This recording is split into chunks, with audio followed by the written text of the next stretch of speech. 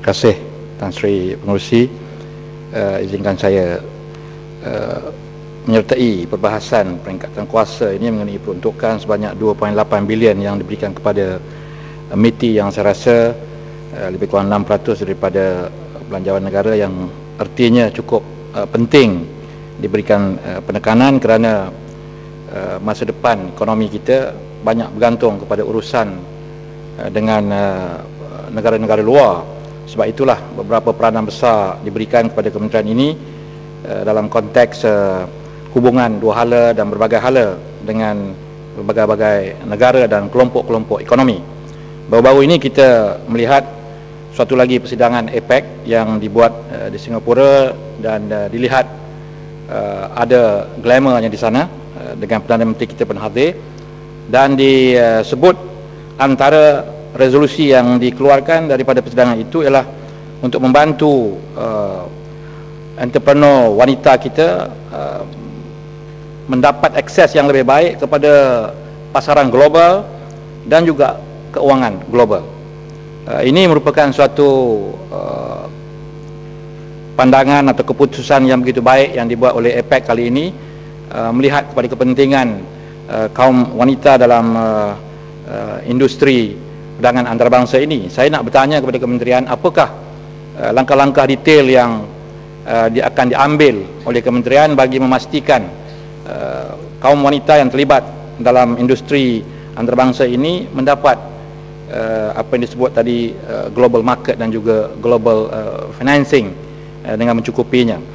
Yang kedua, antara yang juga diputuskan di dalam persidangan tersebut ialah untuk mengurangkan sebanyak 25% dari segi masa dan juga jumlah prosedur dalam menjalankan urusan perniagaan di negara kita ini.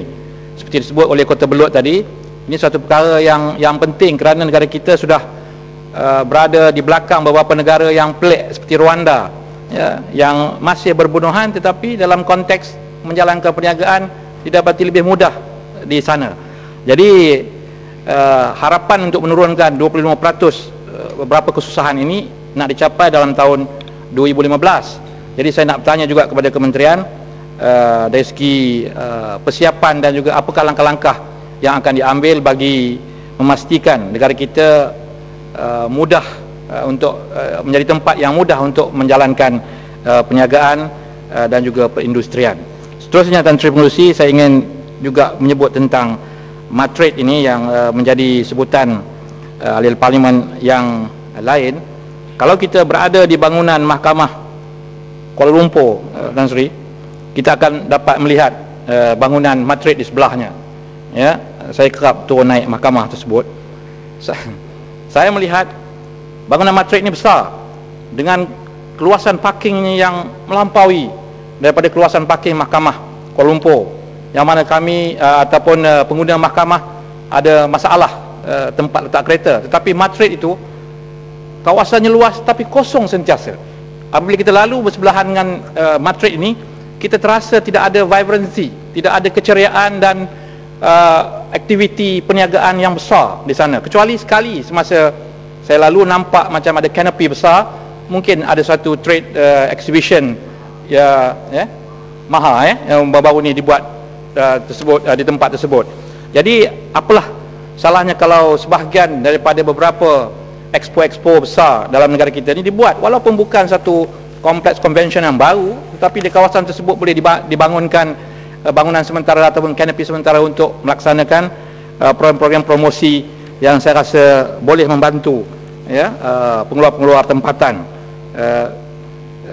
di bawah bantuan kerajaan. Seterusnya, Tan Sri Pengerusi,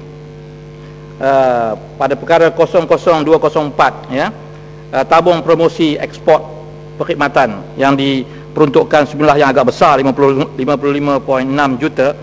Saya ingin tahu apakah tabung ini menyediakan pinjaman ataupun grant kepada orang yang memerlukan, dan soalan seterusnya, apakah kumpulan sasaran bagi tabung promosi ini, ya, kerana disebutkan tadi beberapa kelompok seperti bekas-bekas siswazah ataupun siswazah yang baru keluar yang mendapati masalah untuk melaksanakan pekerjaan-pekerjaan kerana kurang peruntukan? Adakah mereka ini juga termasuk dan dalam sasaran tabung promosi ekspor perkhidmatan ini, dan apakah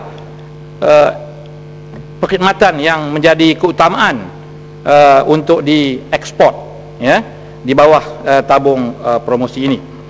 Seterusnya, Tan Sri Pengerusi,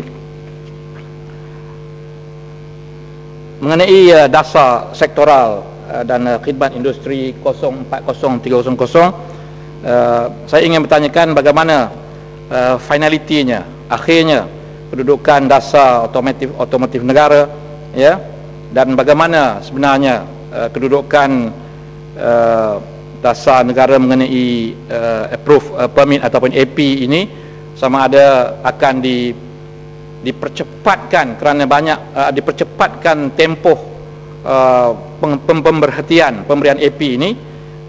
Di sebaliknya kita membuka kepada suatu sistem yang lebih terbuka kepada mereka yang terlibat dalam industri ini, kerana tempoh yang disebut iaitu 2015 agak terlalu jauh, dan mungkin ini boleh menyebabkan industri otomotif ini terpendam sedikit. Itu saja, Tan Sri Pengerusi. Terima kasih. Silam.